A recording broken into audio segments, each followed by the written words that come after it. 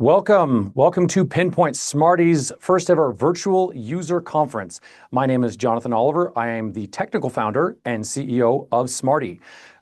We have a great group of presentations for you today, and we have a really wide range of attendees to this conference today. In fact, we've got everyone all the way from C-suite, all the way through product management and down to engineers, those of us who get to implement these types of solutions and solve those types of problems. And to get things started off, I'd like to just begin with a quick message from our good friends at a company called Uber. They're just a scrappy little startup out of Silicon Valley.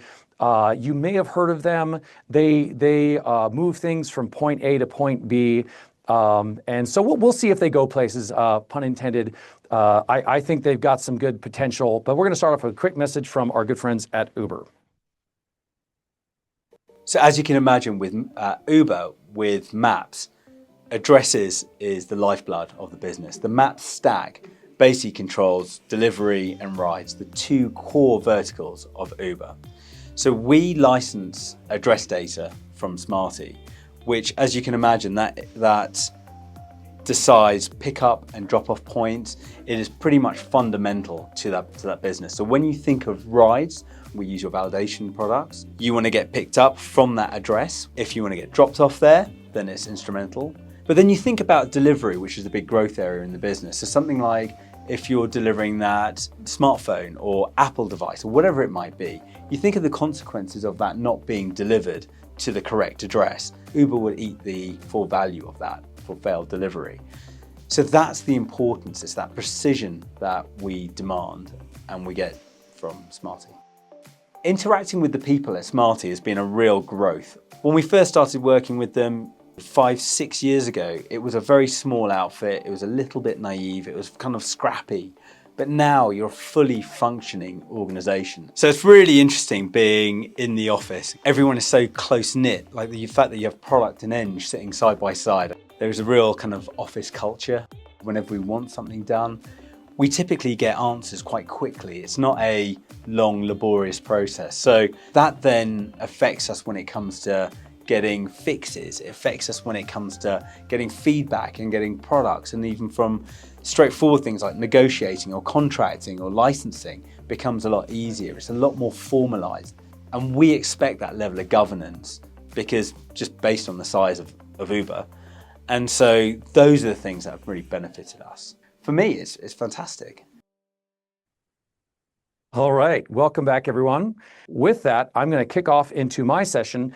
As an engineer, I'm very interested in technical things, and so we're going to talk just for a few minutes about AWS proofing your application. Again, resilience in the face of cloud failure. So let's get into it. So let me just give just a quick background on myself. Who is JO? So JO is my nickname here at Smarty. So my name is Jonathan Oliver. Those are my initials.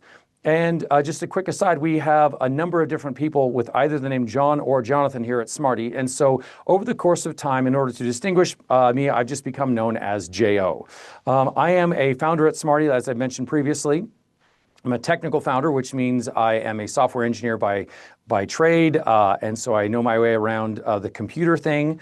I can make that work. And I've been writing software since I was 7. And so I will let you do the math.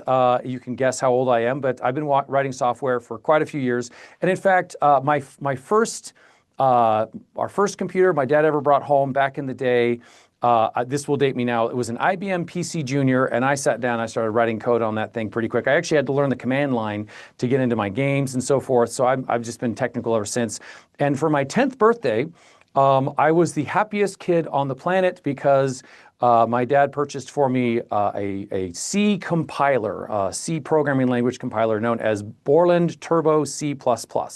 And again, I was just so happy, and I had a big, thick technical manual about that big, and I would study the reference for the C language at night. Again, I was just super happy. And more recently, in the last about 15 to 20 years, I've become much more of a distributed systems engineer, which means I work with multiple computers, both in terms of resiliency in the face of failure, but also in terms of managing state as it transitions and transforms across machines, and to help those machines coordinate and collaborate. Now, one thing that was interesting was I remember this would have been about 2001. This would have been maybe January 2002. when was it? It was the launch of .NET as a programming language in the early 2000s. And I was at, of all things, a big, massive Microsoft launch party with a bunch of other software engineers like myself. And the presenter at this thing was touting the brand new world of web services. Now, web services was a thing where you could have computer A call computer B, and they would communicate and so forth and exchange information. And the thing that this presenter mentioned at the time was that you could have a computer running on someone's, a computer in someone's garage in Australia. And again, we were located in the United States, so it was a fairly long distance call, as it were, over this to get to Australia. And you could use that, and you would have no clue that you were calling a service on a computer in someone's garage in Australia. And at the time, the thought occurred to me, why would I ever want to do something so stupid as that?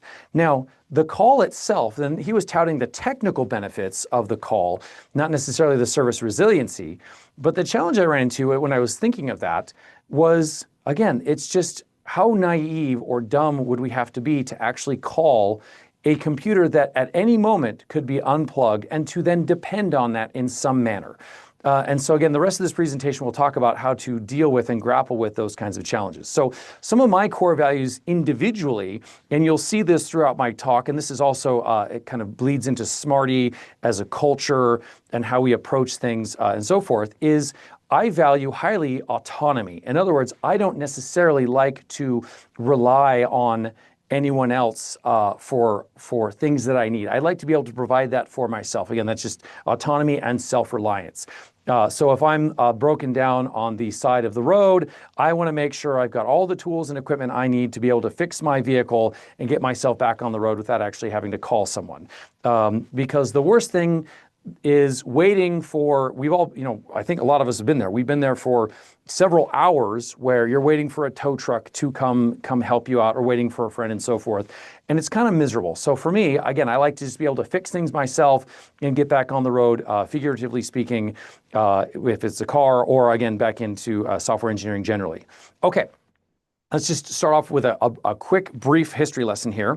So the rise of the cloud. So back in 2000, actually it was a little bit before this, back in 2006 was when AWS first really debuted as a product.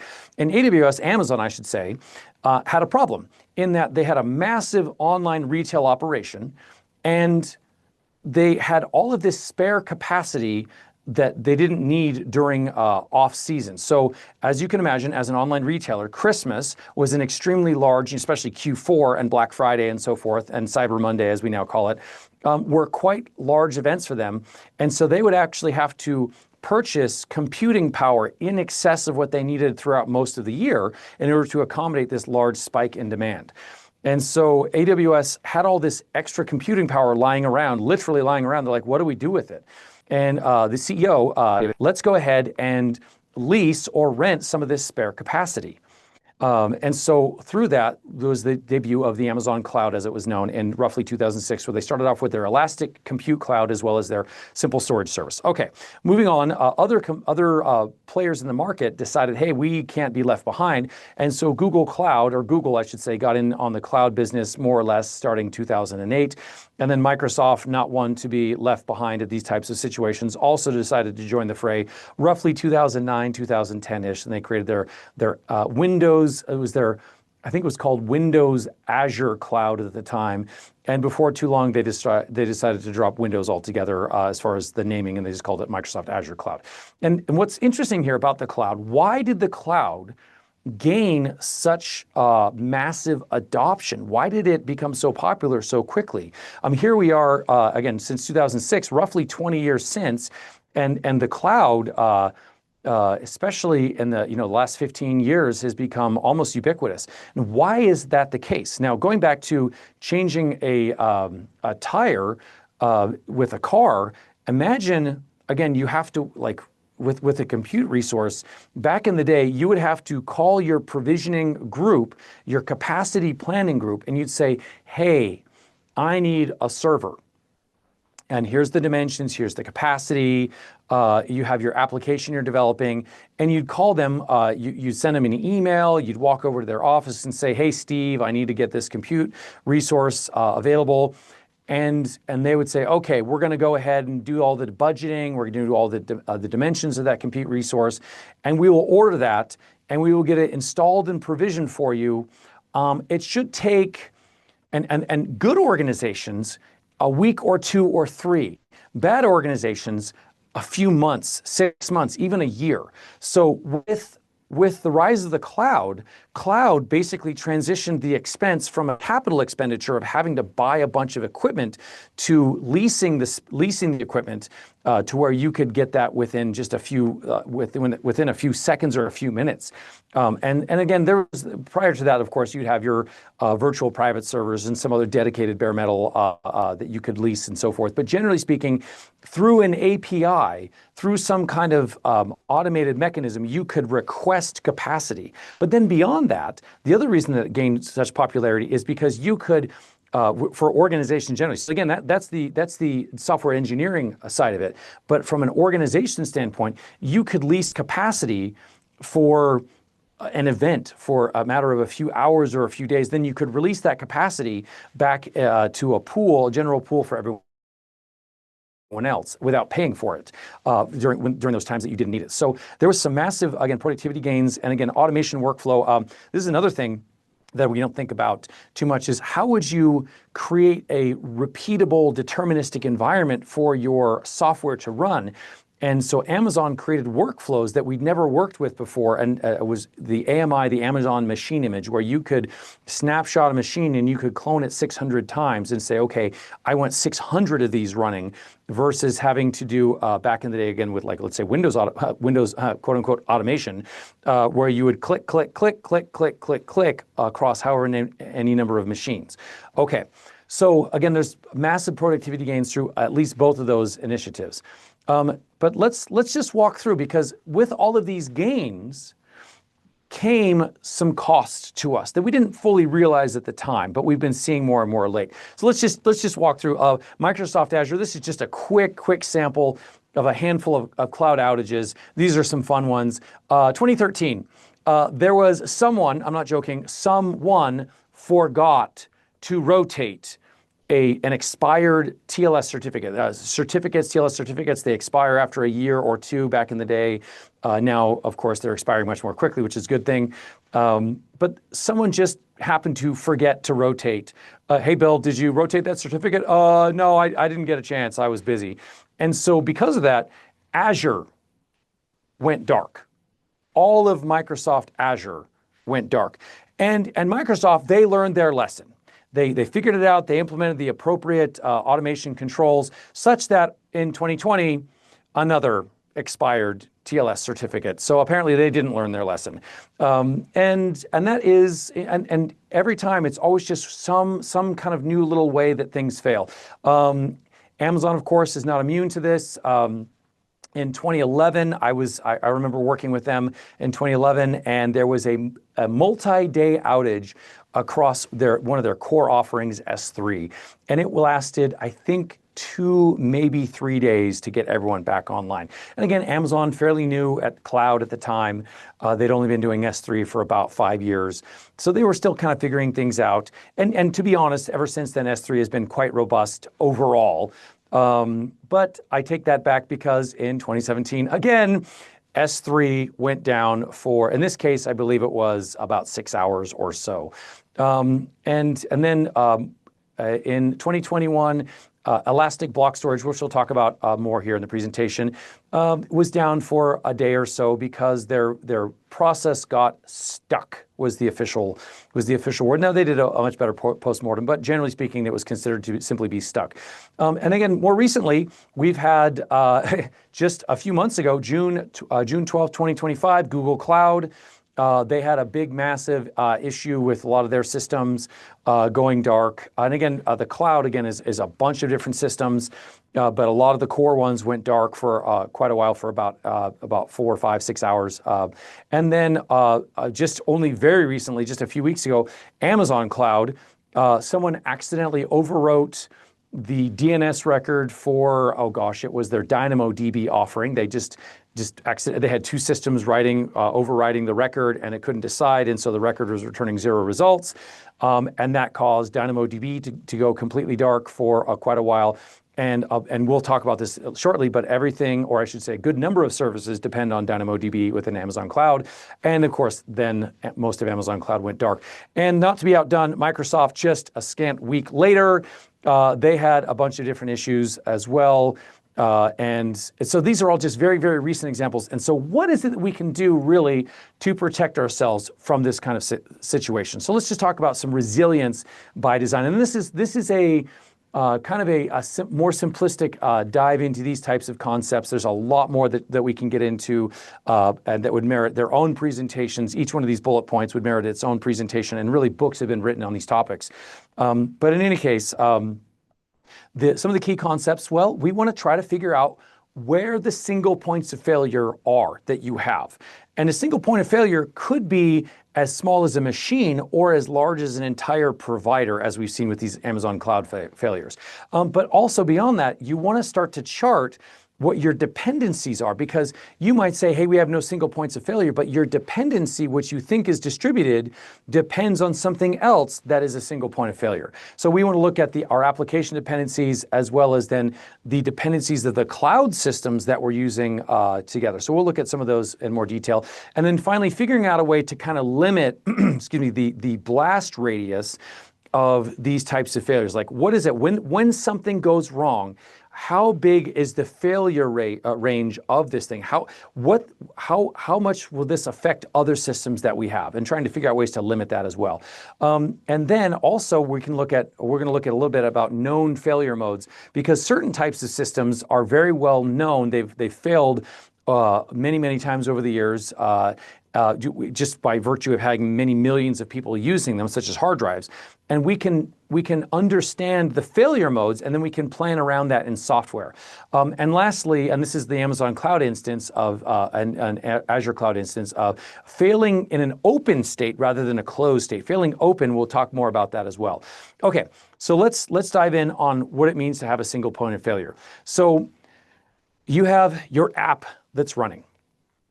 You have a single instance running, single process. You again, just for those that are in the technical, it's a single CPU process. Non-technical, your app is just running on a computer somewhere. It would be wise, and again, this is just kind of 101 stuff, to run multiple of them. Okay, but beyond that, you probably want to start running multiple machines behind a load balancer. So this is a quick example of what this would look like. And again, just 101 type of stuff. You have your clients there on the left, and they would call into, now normally you could have your client call straight into the application server.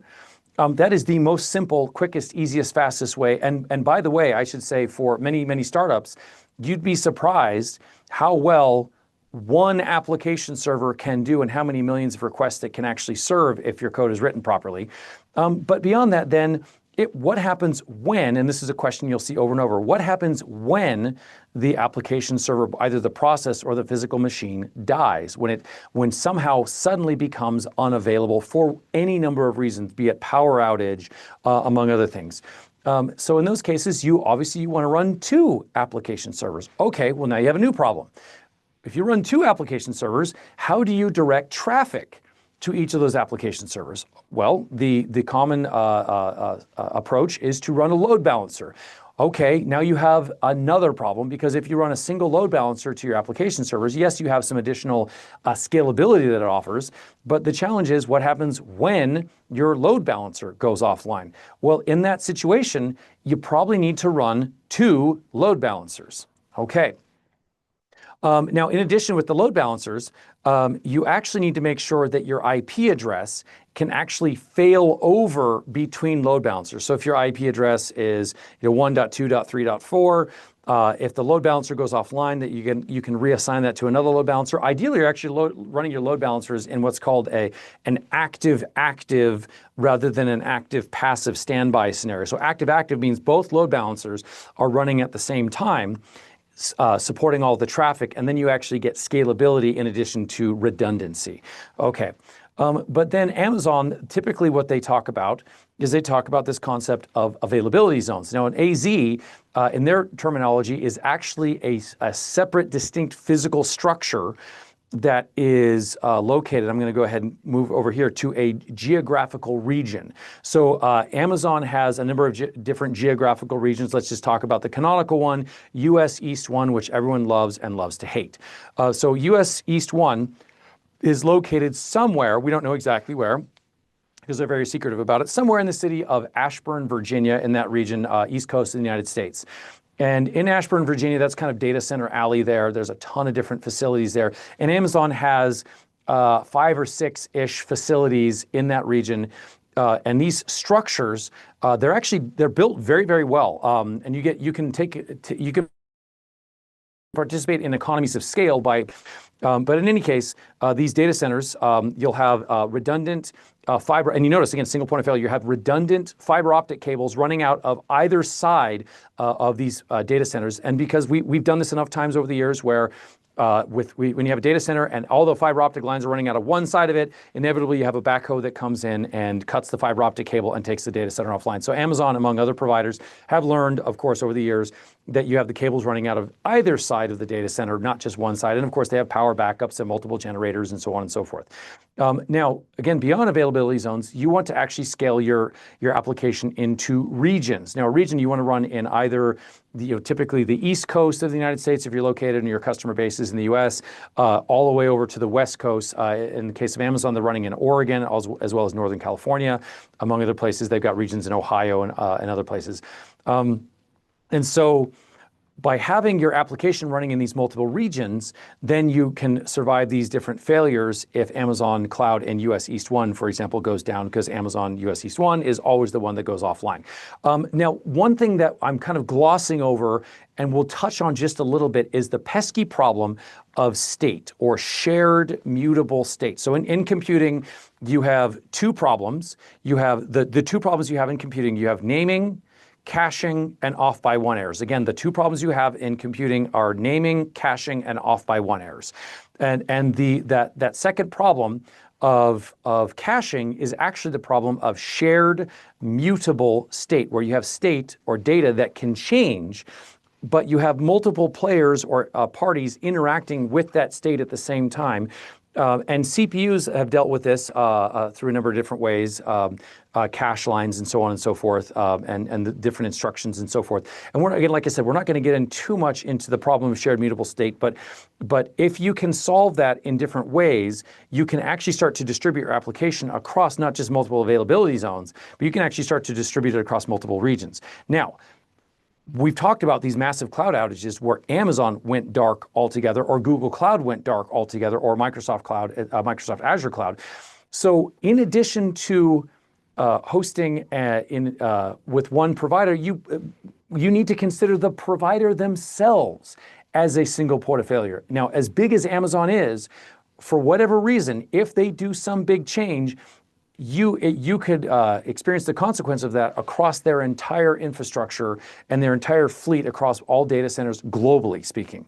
And again, Microsoft Azure Cloud has had that, Google's had that as well. So when you're talking about this, you really want to get serious. And this is not an all or nothing approach. And what I mean by that is you can have certain applications for ease of implementation, and because the availability guarantees aren't that big a deal, you can say, hey, this is an internal application. I don't need to worry about it. And in this circumstance, we're just gonna plop it down in a single or maybe two availability zones in the Amazon cloud. We're good to go. But with mission critical applications where every second of downtime costs you thousands, tens of thousands, hundreds of thousands, or even millions of dollars, again, depending on the application, there's some different clients that we've worked with where every minute of downtime, they computed it to be, I think it was like $1 million-ish of cost to them as an online retailer. And so in those types of mission critical applications, you'll want to absolutely be going multi-region on a minimum, but ideally multi-cloud as well. And so this is what this would look like. You'd have your client at the top, they would be making a call, and they'd be calling into one of the available load balancers, either on the Amazon cloud or in this case, the Microsoft Azure cloud, according to this chart and graph.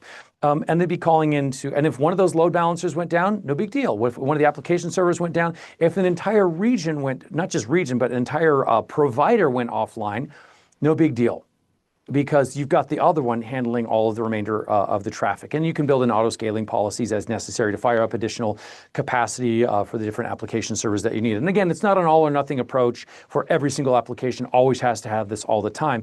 You kind of have to look and say, okay, what is the cost when this goes offline? What is the cost? And that's the big question. You'll see this again and again when something goes bad, okay. But beyond that, there's a couple other ones that most people don't ever really consider. And that's actually failures in DNS. In 2017, Dyn DNS had a monstrous outage. They were offline for several days. They had a DDoS attack against them. And DNS, by its very nature, is multicast. It's replicated. But again, at the time, Dyn DNS went completely dark for a number of days. And switching your DNS provider is really nasty. You actually have to go into your registrar, you go type in, your DNS servers have like a cache of like 2 days or something like that, depending on how long you've set the normal cache for. So 2 days, your failing DNS could still be in the rotation.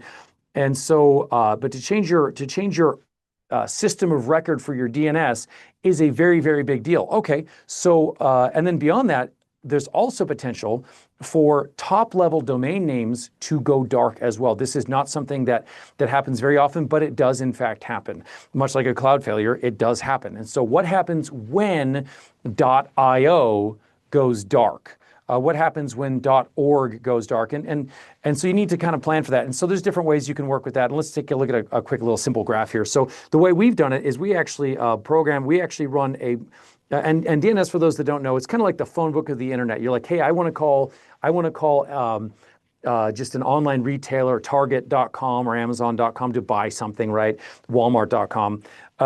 Your browser will go to DNS and will ask, hey, what's the phone number, the IP address that I call in order to connect to the servers that belong to Walmart, Target, Amazon, whoever. And so we actually publish our Smarty, our phone number, as it were, our IP addresses in multiple phone books, multiple DNS providers. So in our case, we use Google Cloud DNS as well as Amazon AWS Route 53. So we use both of those, and we dual publish. And the way DNS works is they're both equally authoritative, because in our registrar, we programmed in multiple sets of those DNS records where we say, hey, go to Google and or go to Amazon. And then the browser, the client, technically speaking, your browser actually calls your own DNS server at your hosting provider, and then that DNS server looks and says, oh, Smarty.com, okay, it's located here. I can go to either Google, I can go to Amazon, I don't care, I'll just pick one, and it'll go ask a question. And then if that DNS provider is offline, it actually goes to the next one down on the list. And there's about 8 total that we have published. Again, 4 from Google Cloud, 4 from Amazon Cloud, and it'll randomly pick one, and it'll randomly pick the next one, and so forth. So that if Amazon Cloud goes dark, Route 53, when it goes dark, that we're still available. There might be a slight latency increase, but we're still available. Okay, and again, this is in order to, going back to the application servers, in order to know what IPs should be in the record, in that phone book entry for DNS, we actually just set up some simple both Route 53 health checks as well as Google Cloud DNS health checks. So that way, if any particular IP is failing, just pull it from rotation. It takes, we've got our TTL set roughly 30 seconds or so, time to live, which means that there'll be a bad record in there for an IP address for roughly 30 seconds. Then it gets pulled, and then the caller should no longer have that in their list. And again, each caller might cache their own list of phone numbers or IP addresses, as it were, a little bit longer than that. But long story short is we made it so that if a given IP fails, we're fine. If a provider fails, we're fine, et cetera, et cetera. Okay, one challenge that you run into here is that in the case of these cloud providers, they make it really, really easy. So let's just kind of take a quick walk. Back in the 1970s, there was a statement that emerged. No one ever got fired for choosing IBM. IBM was a safe choice. And you didn't want to take risks by choosing anyone other than IBM. And then in the 1990s and early 2000s, it kind of transitioned into no one ever got fired for buying Microsoft. Okay, and then nowadays it's no one ever got fired for choosing AWS.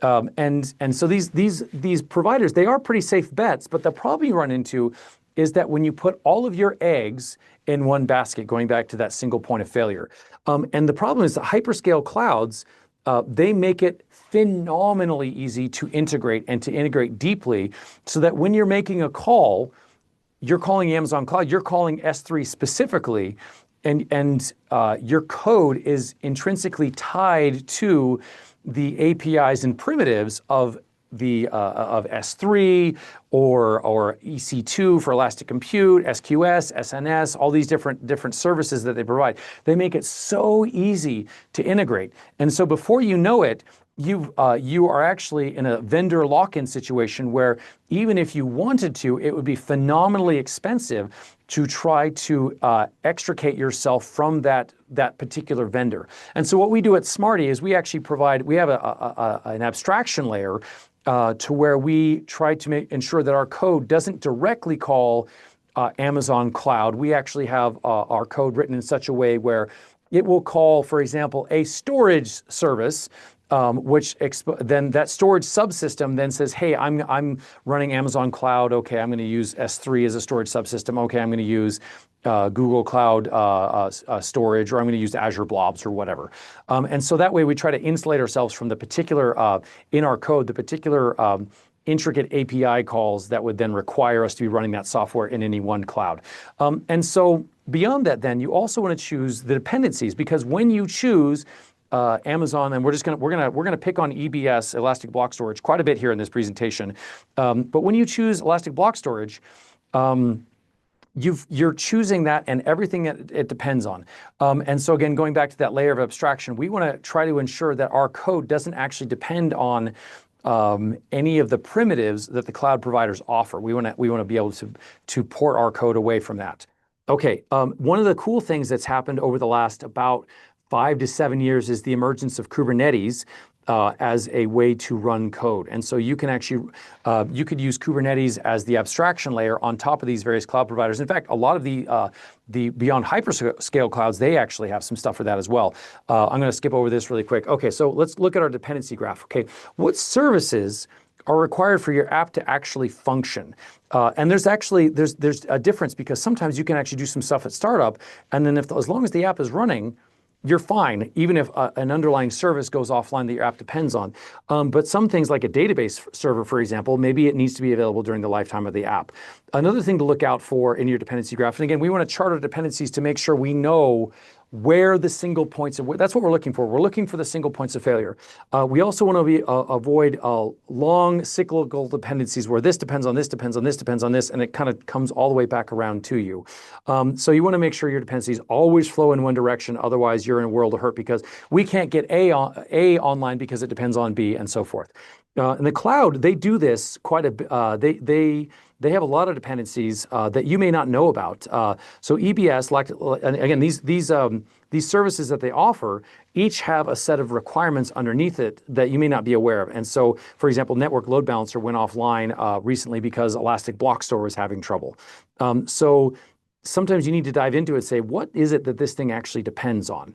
And we can't simply just assume things will work. Okay, again, I said we're going to pick on Elastic Block Store for a few minutes here, but EBS it's just a storage subsystem. It acts like a hard drive, introduced in 2008, and it's come a long way since then. In fact, they make things very, very easy to store data. But it is a little bit of magic pixie dust. At the same time, it is phenomenally reliable, all things considered, that it's a network-based storage device.